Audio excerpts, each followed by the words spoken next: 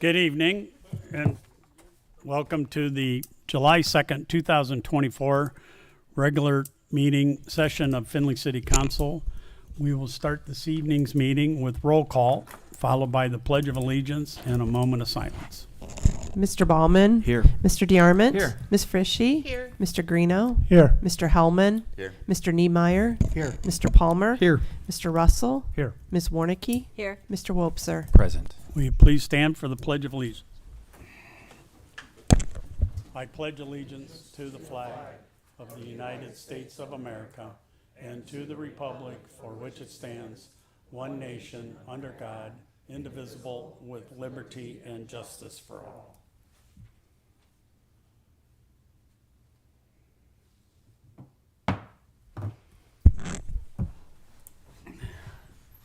I will entertain a motion to accept the June 18th, 2024 regular session of City Council minutes. So moved. Mr. Palmer, second Mr. Baumann. Discussion. Hearing none. All those in favor of the acceptance say aye.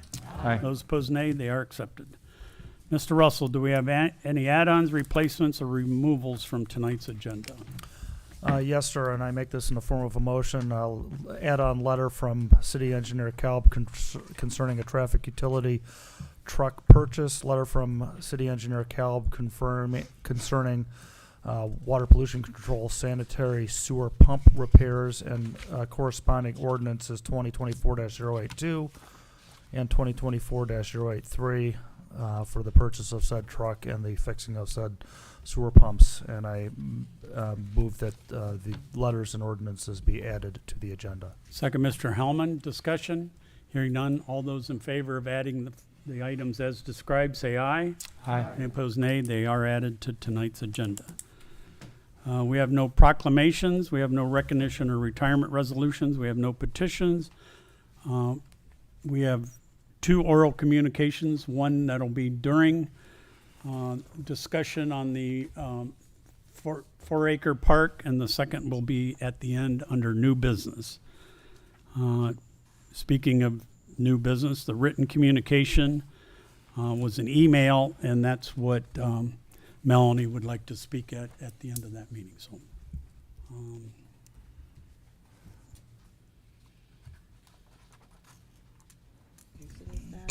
Because it moves. I put on the agenda under written communications the email from Don Bruce, President, CEO of Findlay Hancock County Alliance regarding the downtown park. questions or comments? Letter to be filed. Reports of municipal officers and departments. Letter from Service Safety Director Martin regarding moratorium request for recreational marijuana. Questions or comments? Ms. Frishy? I just ask that that get read into the minutes, please. Second, Mr. Wobser. All those in favor that the letter be read, say aye. Aye. Any opposed, nay. The letter Nay. will, I'm sorry. Say the nays again. Nay. 3 nays. 3 nays. Okay. All right, please read the letter.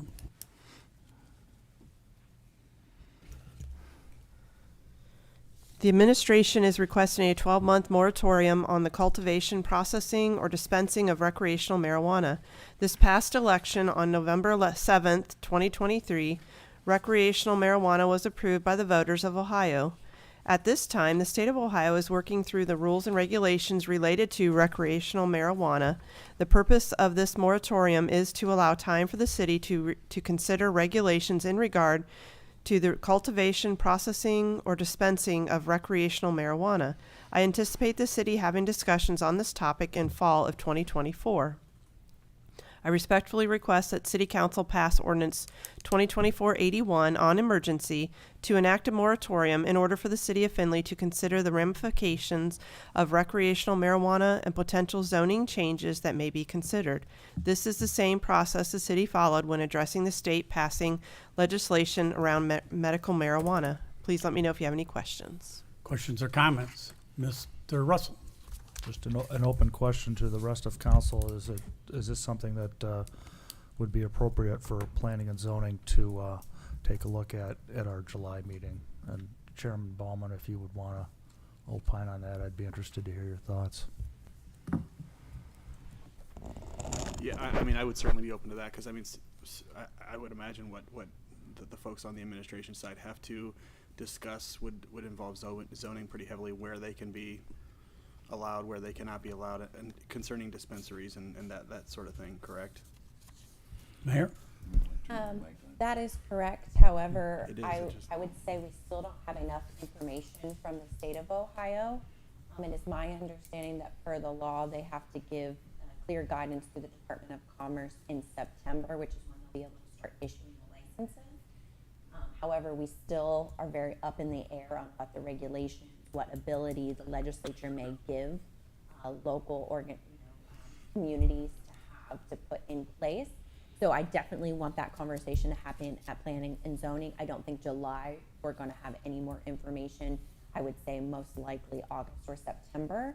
So I would maybe just kind of keep it in your notes, and then if we haven't come to you at that point in time, let's plan on September at the latest. Originally, we had thought we were kind of good for a while with our existing moratorium. That's not the case, so we want to make sure that we put protections in place as we've begun to get quite a few calls with individuals or organizations interested in establishing dispensaries. And obviously, if we're going to allow that, if that's the decision we ultimately make, we want to make sure it's done in a thoughtful manner. Questions or comments? Mr. Russell, do you want to, you kind of polled council, do you want to make a motion to have it referred to, okay, never? No, sir. No? Any other questions or comments? Letter to be filed. Board of Zoning Appeals minutes for May 9th, 2024. Questions or comments? Minutes to be filed. Letter from President of City Council Harrington regarding local Board of Tax Review appointment. This appointment requires council confirmation. Mr. Wobser, Make a motion that Mr. Gephardt be approved for the, Local Board of Tax Review. second, Ms. Warnicki. Discussion? Mr. Stashak? Just in wrapping up our audit, a thought came to mind when I read this today, and I think it would be good if council requested from ordained committees, boards, and whatnot that are in your ordinances, that they at least once a year report to you that, hey, we had a meeting which makes us in compliance with your ordinances, or at the end of the year, a final report which said, you know, we've complied with all the ordinances that you have. And the reason I bring that up is we learned this year that we weren't 100% in compliance with the Records Commission's meetings. We missed one meeting. Instead of having 2 a year, we had one. And it caused me to think, you know, how many folks have actually, that are elected here serving, have even perused and, you know, paged through our ordinances to know what some of those different boards are and what the requirements are in terms of their meeting schedule and their reporting requirements. So food for thought, because the state auditor does look at it.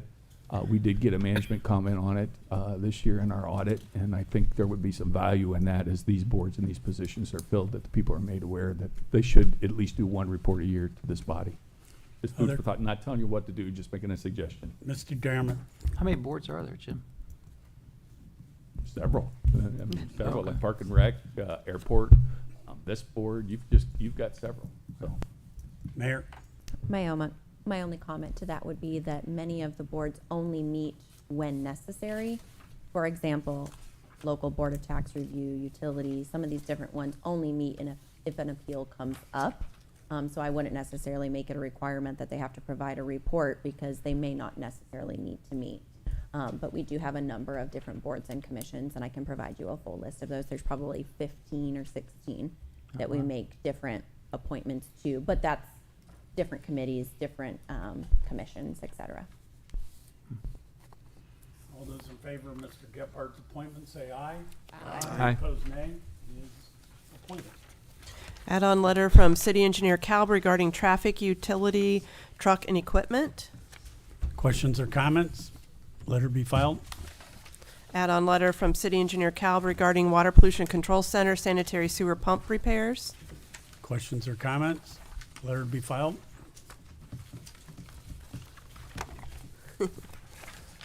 Committee report. The Water and Sewer Committee met on June 12, 2024, to discuss extending sanitary sewer to properties within the city that are on a septic system. We recommend the administration prepare a detailed analysis of properties that do not have sanitary sewer connections. Mr. Palmer, Move to accept the committee report. second Mr. Baumann. Discussion? Hearing none. All those in favor of the committee report say aye. Aye. Those opposed nay. The committee report is adopted. Legislation. First reading for Resolution 21, 2024. A resolution approving the expenditures made by the Auditor's Office on the attached list of vouchers which either exceed the purchase order or were incurred without a purchase order, exceeding the statutory limit of $3,000, all in accordance with Ohio Revised Code 5705.41D. Mr. Wobser, Make a motion to approve Resolution 21, 2024. second Mr. Palmer. Discussion? Ms. Frishy? I'm just curious, I mean, this is another 12,600 for the George Martin's cases. Are we anywhere close to not be bleeding from the city for paying on these lawsuits? Who's that question Well, I guess it directed would be a to? law director question. Yeah, we received we received a $12,000 payment for what It doesn't really, varies more than one lawsuit, I believe. yeah, but it's involving Spangler Nathanson. Those are the attorneys, I understand, but right. I just meant, are we close to settling and no more cases? Or we're expecting more? 'Cause I mean, I feel like we've paid hundreds of thousands of dollars in legal. Just curious if Yeah. it's close to the I end. can't say that we won't be sued again. Mayor? You guys have been updated on the case. As you know, we can't discuss open litigation in a public setting. We are working to mitigate the case as soon as possible, but it's a contentious situation. So I don't think more can be shared in a public setting beyond that. But you all should have an update from our outside counsel in the near future on some of the efforts that they've taken to mitigate ongoing expenses. Questions or comments? All those in favor of the resolution say aye. If your name is called, those opposed nay. Mr. Ballman? Aye. Mr. DeArmond? Aye. Ms. Frishy? I, Mr. Greeno? Aye. Mr. Hellman? Aye. Mr. Niemeyer? Aye. Mr. Palmer? Aye. Mr. Russell? Aye. Ms. Warnicki? Aye. And Mr. Wobser? Aye. The resolution is adopted. Ordinances. Second reading for ordinance 2024-78. An ordinance authorizing the mayor, service safety director, and/or city engineer of the city of Findlay, Ohio, to advertise for statements of qualifications and enter into contracts for master plan advertisement for the FDY Airport Master Plan Project Number 35243500, appropriating and transferring funds thereto, and declaring an emergency. Mr. Russell, Move that council statutory rules be suspended and ordinance 2024-078 be given its third reading. second Mr. Baumann. All those in favor of suspension of the rules say aye. If your name is called, those opposed nay. Mr. DeArmond? Aye. Ms. Frishy? I, Mr. Greeno? Aye. Mr. Hellman? Aye. Mr. Niemeyer? Aye. Mr. Palmer? Aye. Mr. Russell? Aye. Ms. Warnicki? Aye. Mr. Wobser? Aye. Mr. Ballman? Did I already say your name? Aye. The rules of council have been suspended, and the clerk will give this ordinance its third reading. Ordinance 2024-78. Mr. Palmer? Move for adoption of ordinance number 2024-78. Mr. Baumann? Second. Oh, boy. Discussion. Hearing none. All those in favor of the ordinance say aye. If your name is called, those opposed nay. Ms. Frishy? I, Mr. Greeno? Aye. Mr. Hellman? Aye. Mr. Niemeyer? Aye. Mr. Palmer? Aye. Mr. Russell? Aye. Ms. Warnicki? Aye. Mr. Wobser? Aye. Mr. Ballman? Aye. And Mr. DeArmond? Aye. The ordinance is adopted. Second reading for ordinance 2024-79. Second, I got them stuck together here. An ordinance authorizing the city of Findlay, Ohio to enter into an agreement with Findlay City Schools for the acquisition of the park property located on 4 Acre Avenue, Findlay, Ohio, parcel number 600001008634, currently owned by Findlay City Schools. Okay, Kim, gonna butcher your last name. Meter is here. Well, that wasn't tough. From Ward 5E. And, give me the foreman. Make sure the button is red. Okay, Right, there you go. okay. I am Kim Meter. I live at 1895 Jessica Drive here in Findlay. First of all, I'd like to thank you for the purchase of the 4-acre street park from Findlay City Schools. I think it's a great investment for the city of Findlay. The park, which you're purchasing, is centrally located in our West Park area, and we have a beautiful green space there, which anybody that's been there, we also contains a covered shelter house, picnic tables, grills, which were just recently put in, beautiful playground equipment, a basketball court, and now we have lighting that was just put in last year. We do not have a tennis court like the paper said that we had, and I don't think we've ever had one, according to anybody that I know down there. We did have a baseball diamond a long time ago, but we do not have it now. We do use the park for numerous different activities. In August, the city employees will be down there for their kind of like a night out thing. And in September, I'm going to have some small little youth soccer kids down there to show and practice for soccer for the people in the community. We come down to show. I'll be playing with the kids too, soccer. And I noticed according to the article, this is the only thing that bothers me about some of the parks, and I hope it never happens. I don't want it to happen in mine. The courier said that it was a residential property at one time. And I do not, and I hope none of our parks, because of the Park and Recreation, I do not ever want them to get sold back out for housing. And that was the only concern I ever have, and I hope that our parks, which are beautiful in this district, all always stay parks. Thank you. Questions or comments to Kim? Thank you. Oh, one other little Oh, thing. go ahead. You got some time. I would really like to see a pickleball court down there if anybody would. I would love to learn how to play that in my neighborhood. Thank you. Duly noted. The mayor's in the room. Thanks. All right, thanks, Kim. I'm sorry. Okay, next. First reading for ordinance 2024-80, an ordinance vacating a certain portion of a certain street hereinafter referred to as the Tappan Street Vacation in the city of Findlay, Ohio. First reading for ordinance 2024-81, an ordinance authorizing the establishment of a 12-month moratorium on the establishment of any cultivation, processing, or dispensing of recreational marijuana facilities in the city of Findlay in order for the city of Findlay to consider the ramifications of recreational marijuana and potential zoning changes that may be considered and declaring an emergency. Mr. Wobser.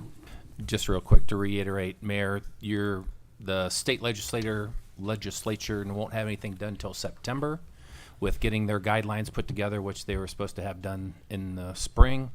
I understand. So are you confident that nothing will come out prior to that time that will open up this process? So no dispensaries can be opened without a license from the Department of Commerce. The Department of Commerce has stated they will not issue any until September. Do I think that there will be any additional guidance from the legislature that will help further protect us? That I am not confident in, but I am confident that they will not be allowed to issue any licenses until at least September. So I would be comfortable with allowing it to go at least one additional reading, and then we can decide at that point if you want to expedite. all right, thank you. Old business. Nope. Add on ordinance 2024-82, an ordinance authorizing the mayor, service safety director, and/or city engineer of the city of Findlay, Ohio, to enter into contracts for the purchase of a new utility pickup truck for the city of Findlay Traffic Signals Department, appropriating and transferring funds thereto, and declaring an emergency. Add on ordinance 2024-83. An ordinance authorizing the mayor, service safety director, and/or city engineer of the city of Findlay, Ohio, to waive formal advertising and bidding and enter into contract with Buckeye Pumps Incorporated for repairs to sanitary sewer pumps at the city of Findlay Water Pollution Control Center, appropriating funds thereto, and declaring an emergency. Mr. Greenham. Yeah, Jeremy, can you tell us a little bit more about this? I mean, I know what pumps you're talking about and how critical that these pumps are, so can you just expound on it? a So, little I bit? mean, out of the two pumps right now, the critical one is probably the Bright Road pump. Normally, we run 4 pumps at that pump station. Right now, we're only down to 2. We already have 1 in repair right now that we should be getting back here in the next couple weeks. Another one went down, so we're at 2 right now. During high rain events or anything like that, it's not uncommon for us to run 3 pumps at that time to keep up with what flow is coming from the east into that pump station. So during high rain events right now, running 2 pumps, we are going to stress those. The one that is in service right now, one of the 2 pumps, actually has some problems with it where it is triggering off and on due to I can't explain, but it's like an oil and water. It's an oil pump with it, but because of how the oil is set up in it, it's triggering it off and on. So we have like 1.5 pumps that are confident right now. 2 of them are running, but with where we are right now, with only having 2 on hand right now because 2 of the other ones are out repair, I think the Bright Road one is very critical. I apologize, it's an add-on letter. I was out last week, so I wasn't able to get the emails to get that into you guys, but with the rain events that we've been seeing here, I know it's the middle of summer, but we're still seeing a lot of rain, and that's draining the whole east side of Findlay. I think it's crucial that we get those pumps moving because talking with them, hopefully we get the one that's out in service or getting service right now, and then the new one that is, or I guess the older one that's going to be going out, it's 8 to 10 weeks for parts for that one. So we're at least minimum 8 to 10 weeks before we can get 4 pumps rolling. Mr. Stashek. Councilman Greeno, I just wanted to let you know too, our office worked with the engineering department, Jeremy, to make sure that this is written in a way too that should another one go down because of the bid limits and whatnot, he's got the freedom to make those emergency repairs. So we're trying to provide for a what if, just in case, even under the new bid law. Okay, and so 75,000 limits. we're good with this coming from the sanitary, Yeah, or the Saratoga, I'm sorry. Yeah, Okay. everything that's here is good and proper, and it's written in a way that he's not gonna be restricted by the bid limits down the road, Okay. should another emergency happen. Okay, so, Mr. Hellman. If I may, Mr. Calb, I'm going to show my ignorance, but which probably isn't too difficult to do, but how does the rainwater affect the sanitary sewer system? They shouldn't be Infiltration. connected, correct? So with, you have older community or older housing around here, you could have downspouts that we don't know are hooked into it. You could have footer drains that are hooked into it. That's kind of what our long-term control plan is working on and getting all that out. But what you're getting a lot of that during the rain events is infiltration from storm. If it's not, the pipe is broke or something like that, where rainwater is getting in or seeping in through groundwater. So we see that a lot. I mean, our plant normally operates at 10 million gallons a day. When we get heavy flows, we're operating north of 40 million gallons because we're getting water coming in from the river. We're getting infiltration in from other places. So it's just an older system. You're going to have it, but that's what the long-term control plan is, to try to solve as much as that as we can. If I might, we then end up processing all that rainwater. Yep. So that's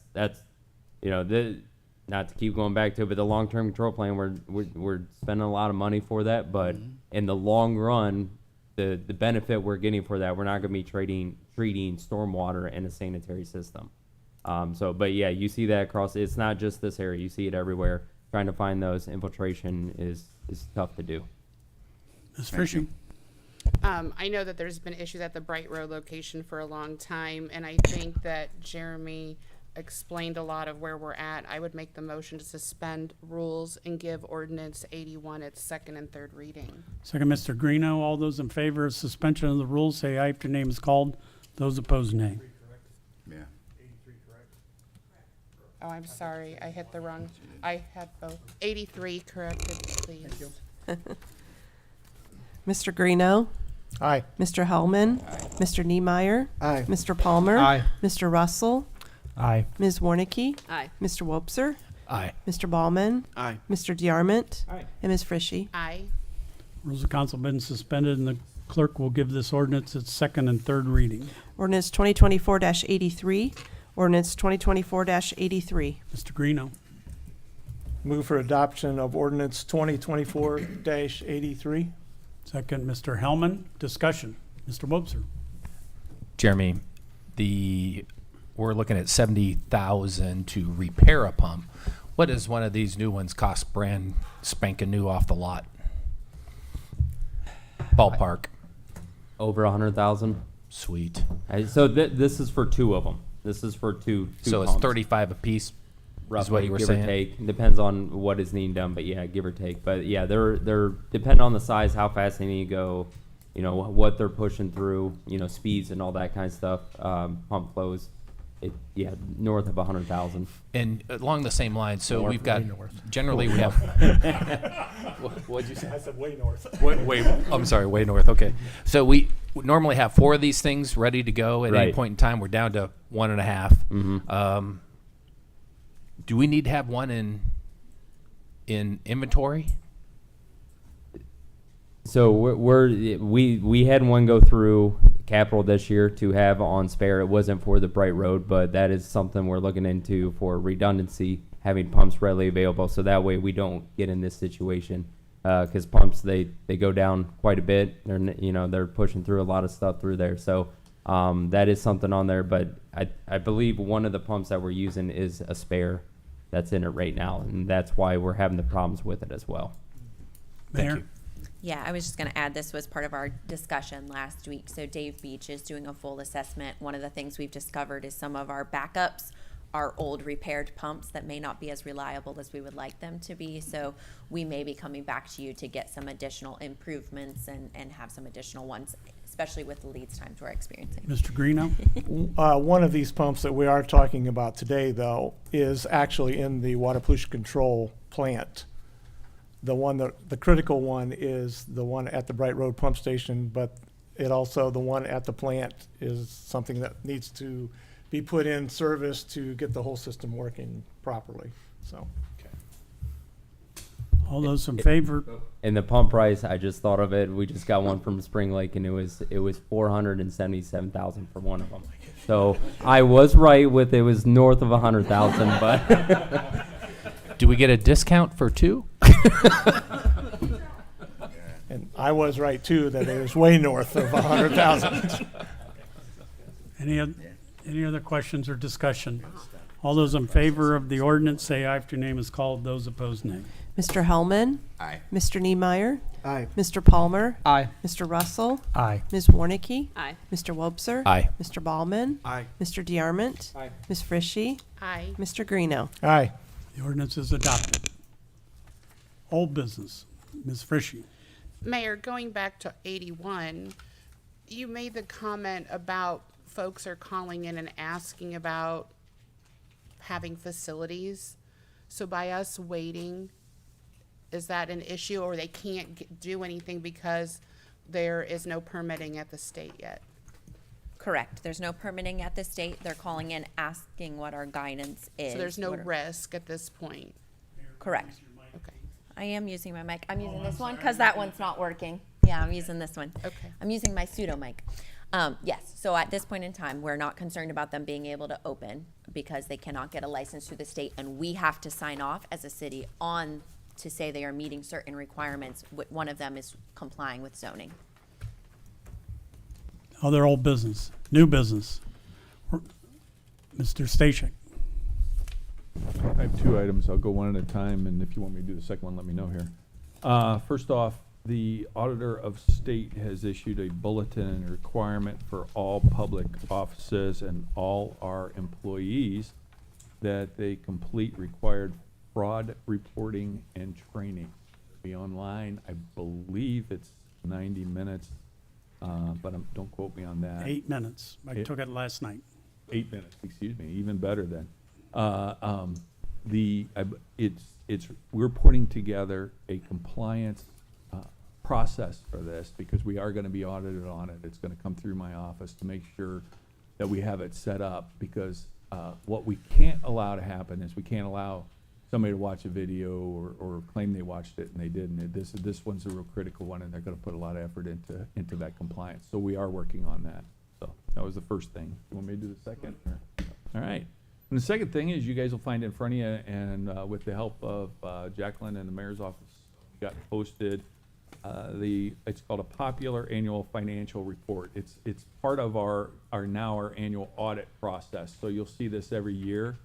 What's really critical, and I had a conversation, and you guys may remember several months ago, I mentioned I had a conversation with bond counsel. Very important summary numbers with regard to our financials come out of my office, and that anything that's quoting percentages and things like that, while we have the type of debt that we have, meets certain rules and standards. So I went ahead and decided this is probably the best way to do that. It's very handy. It's very clean. It's a great community document as well. We'll make sure it's available to the community, that it's posted online, and that we get it out there. But hopefully you guys find it enjoyable and interesting.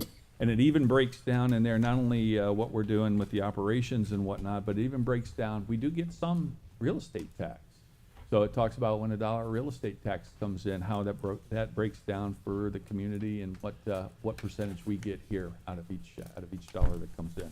So if you have any questions on that, I'll look forward to getting them and talking to folks about it. But I'm really pleased. I was really pleased in working with Julian and Grube, the audit firm, the state contracted audit firm, on this, that they put together a nice quality piece. And in line with what the mayor is doing, I worked very hard to make sure that we're using the standard logos and colors that we've been using a lot of our stuff to keep it uniform per the strategic planning initiatives.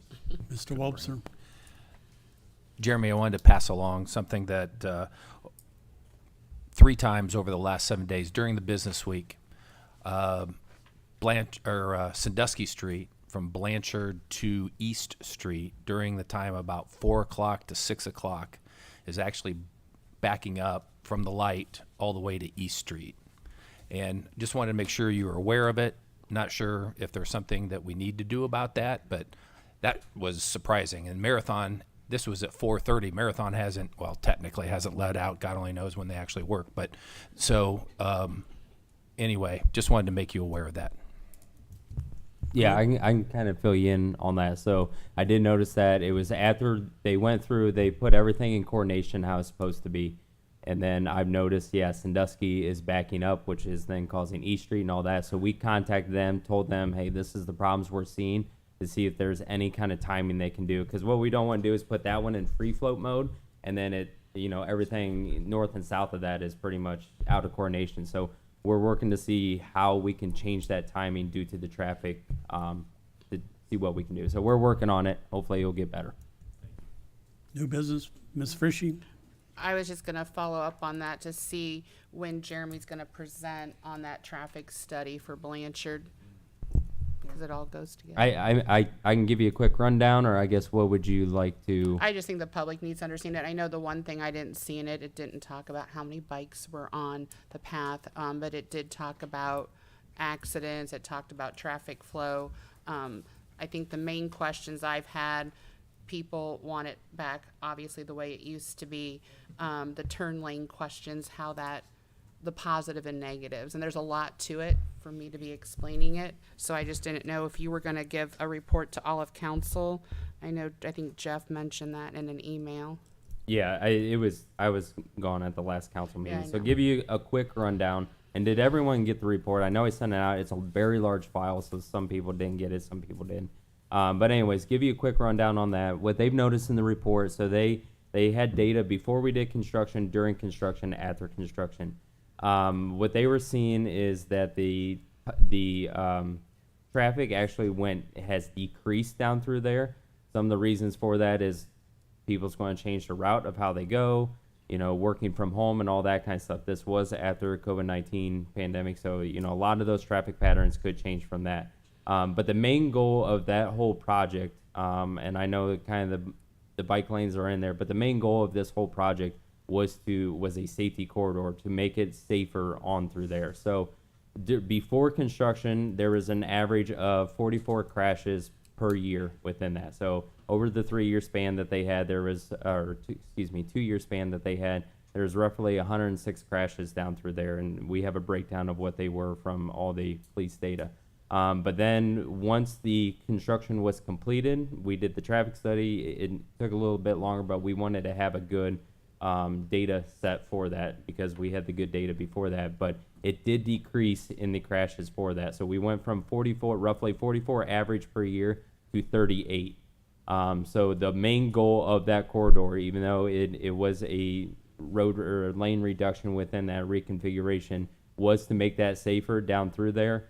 There was recording of pedestrian and bicycle crashes down there before and after. We went from 2 to 1, so we were still capturing before the construction, and we are still seeing after. Yes, it's a decrease, but I wanted to point that out, saying that we didn't just look at vehicles on before construction. We looked at both aspects of that. So from my standpoint, from what that whole project plan was, what the reasoning was for that was to make that safer because of the crashes that we were experiencing down through there, which a lot of them were rear-ending, side swipes and stuff like that. And that's what that center turn lane is doing, is allowing the turning vehicles to get into the center of the road. So that way they are pretty much, when they stop, they don't have to worry about cars coming behind them and rear-ending them. And that gives them time to make a better reaction and decision time on that. So giving you a quick rundown from my standpoint, like I said, that is a safer corridor down through there from what we did. And so from our eyes and ODOT's eyes, that would be a successful project. Other new business. Mr. Palmer. Jeremy, how has traffic flow been affected on Blanchard Street since that took effect? So the level we score our intersections by level of service. So that's how long they have to wait at intersections. So all the intersections, and I have the study, I could go through there and flip there, but all the intersections, the level of service has increased, or it was better in majority of them. There was one of them that decreased. I'm guessing it's the Sandusky one. I can't tell you right off the top of my head, but there was one that decreased, but the rest of them, the level of service actually increased, which was it's making it better of what they were projecting from the original study of what traffic we're going to be seeing, and due to the timing, predicting that they were seeing that. So if for traffic flow down through there, it has improved down through there. Ms. Frischi. We recognized in this study that the people have changed their routes, and it did reference COVID and so forth, but people are changing their routes because they don't like being on Blanchard. There's a convenience and inconvenience, and it's still, I think safety is an issue. It is the Sandusky intersection. That was the big one. The rest of them didn't have much delay from what I remember, but I don't know if it's something that we can recommend and just take care of that one section from Sandusky up to 6th Street when we're talking about bus routes, trash company stops, bus stops, things like that, and then just causing the wait because people have changed their routes because of the inconvenience of the change, should be noted. And then moving on past that, my last item was, did we send out those elevation letters to those 35 properties since the last meeting? Yes. And I would just note on the Blanchard Street project, I have heard from a number of residents along that corridor, and they have said it has worked much better and has been much safer for them getting off of their properties. I know that as I've moved through it, and my mother lives in the area, it's worked much better. I understand, again, I would note that it was not a bike lane project. I know that that is how it was communicated and what folks focused on. It was a safety process, and you cannot have a random left turn lane show up out of anywhere. And everyone I know, when I go through that intersection on a very regular basis, those left turn lanes and signals are extremely important through that corridor. And so from my perspective, looking at the data, yes, some tweaks need to be made, and there's some adjustments that need to be made as folks get used to it. But I would say overall, it's done exactly what it was designed to do and has worked well. And though there was a change in traffic, I don't think it has been overly significant, and I do think that we'll see people come back to it. Mr. DeArmond.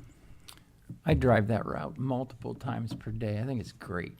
I think it's easier. The sight lines are better. I just think it's just easier to navigate that. I really like it. So I've ridden my bike on it multiple times. I feel safe on that. Traffic's not going that fast past you. I don't know. It's a great project, I think. Other new business. We have a speaker, Melanie, you ready? Melanie Delgado, and she is part of the After Hours Task Force, and she'd like to discuss the letter that was part of our written communications. And go ahead, you got 4 minutes. Thank you. Can you hear me? Is this on? Okay. The After Hours Task Force, formed in May 2022 on recommendation from the business community, aimed to challenge the status quo of the Findlay Hancock community by energizing, modernizing, and diversifying the area to attract and retain young professionals. The task force, comprised of young professionals working in Hancock County, submitted their findings in a comprehensive report to key local entities. Their report covered 7 key areas: retail and restaurants, entertainment and nightlife, housing, recreation, infrastructure and services, regional connectivity, and community and office culture. To ensure the report becomes more than a theory, a subcommittee of young professionals, including some from the original group, was established. This subcommittee is working to present actionable recommendations to relevant community stakeholders, aiming to transform ideas into impactful initiatives. Recreation was deemed the #1 priority for the young professionals. The committee came up with the below 3 recommendations. Number 1, an indoor recreation facility that is free or minimal membership cost to enter with pay to play for certain activities provided, having amenities like multi-purpose fields, a coffee shop, collaboration, social area, climbing wall, and equipment rentals, to name a few. Number 2, after reviewing the proposal for the downtown park district north of the river, the committee felt that this would be a huge benefit for the attraction of and retaining young professionals. The top amenities the group recommended for the park were a multi-purpose green space, safe bike and walking path connectivity, an outdoor amphitheater, food and beer garden, and being well lit at night. Number 3, a one-stop shop for locating and signing up for the various recreation leagues in the community was another area the committee would like to see materialize. Today, it is difficult to identify who to contact, especially for some of the less formal recreation opportunities. Volosports.com is a good example of what this could look like. The committee is requesting City Council read the above into the next meeting minutes and take into consideration the recommendations in bullet point number 2 for the future downtown park, which we feel would be a valuable asset in attracting and retaining young talent into our great community. In addition, we have requested other community leaders to take the ownership of bullet points number 1 and number 3 listed above. Sincerely, the After Hours Task Force Committee. Any questions or comments? Mr. Russell. Yeah, Melanie, thank you for coming tonight, and I appreciate what the After Hours Task Force has presented with their initial report and also with this. I think the one-stop, we've heard a lot of this as part of our strategic planning effort. Volo Sports is something I did not know of until your letter. When you talk about the one-stop shop, is that for recreational sign-up? I mean, I know that there are multiple different entities that provide recreational opportunities. The city of Findlay is simply one. Are you looking? Is a suggestion more something that is all-encompassing of both public and private rec opportunities and kind of presented under one umbrella? Or can you expound on that a little bit more, and how the city can help get us where we're better in that direction? Yep. So really our point of view for that was it's hard to find those recreational leagues, whether it's for softball, baseball, kickball, pickleball. It's kind of like, hey, message Steve on Facebook to sign up for this. So we're wanting just a one-stop shop where maybe there's just links housed on a website where you can click, hey, this is where you sign up for this league. They meet on this day at this time every week or monthly and things like that. Do your peers outside of Findlay,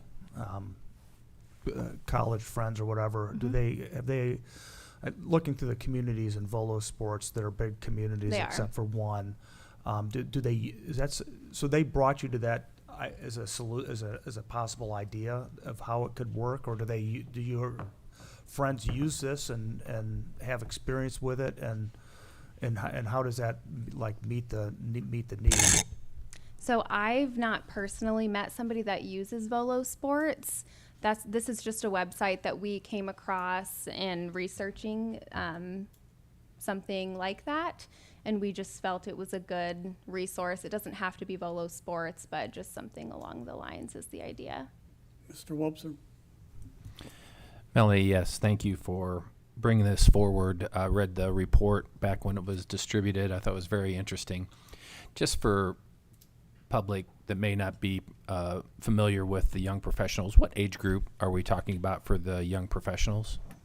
Ballparkish? And I'm not asking you how old you are.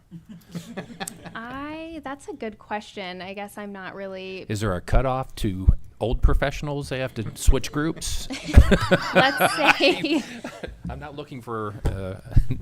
Mayor, For Mayor might have Findlay an- Young Professionals is under 40. Under 40. Yep. So your study would be what, from, kids out of college, 22, 23, 24 through 40. Is that correct? Yeah, Okay. I think that's pretty accurate. Any idea? I was just going to say the after hours task force, the initial group, I believe, was individuals that were not originally from Findlay. Yep. Oh. And under the age of 30. That was the initial grouping. But then Findlay Young Professionals has also now is very involved in the new task force and they are kind of 18 to 40. I see. Very good. So I guess Mayor or Melanie, either, so that age group that comprised the data in this, what percentage of our population would that encompass? Ballpark, again, I know I'm asking a pretty in-depth question there, but what do you think? That's probably, off the top of my head, I'm guessing probably 30-40%. If you're Right. looking at under 40, under 20, 21 is probably 15%. That's my So, guess. I can yes. look at it's on the strategic plan document. Yeah, 35 to 40%, probably about right. So it's a pretty good indication of where a lot of our population is and what they're asking for. I think one of the major issues that we've got, and you talk about retention, right? Attracting people in and retaining them once they get here, and that group is very important to the city because they pay income tax and they are the lifeblood of our community staying vibrant and new. And I know sometimes that we get caught up in these conversations about recreation and people don't think that it's worthwhile, but you have to look outside of your demographic, right? My demographic, the old folks, the old professionals, may not think that this is a great idea, but you've got to look past that into the idea of how we're going to sustain ourselves for the next 50 years. And that's when these items become very front and center and have to be considered over a long period of time. So thank you for taking the time and bringing that forward to us tonight. Thank you. Other comments? Mr. Hellman? One quick thing, if I might, and ask you, you've sort of pointed to the city to take care of item number 2, being the downtown park, which is probably a project that is appropriately assigned that way. What was the opinion or thoughts of your group regarding that downtown park? Good, bad, and different? So the main thought was after the subcommittee met and the original task force was if young professionals could have this park, they wouldn't ask for anything else. They would be content with this park, and all of their other suggestions we're just gonna kind of throw to the back. Is that important to you? Yep, if we could have this one thing, then we would be pretty content. That's a pretty strong statement. I'm glad to hear that. Yep. Mr. Russell?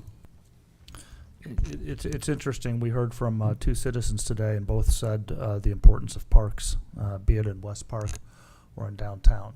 And it's not the I think parks and recreational infrastructure plays a very vital role in a lot of unseen ways, be it from retaining and attracting and retaining workforce to having a place for kids to learn how to play soccer. And to me, I hear this in conversations with citizens over and over again. It just struck me today that we had 2 citizens come to address council, both talking about the importance of parks.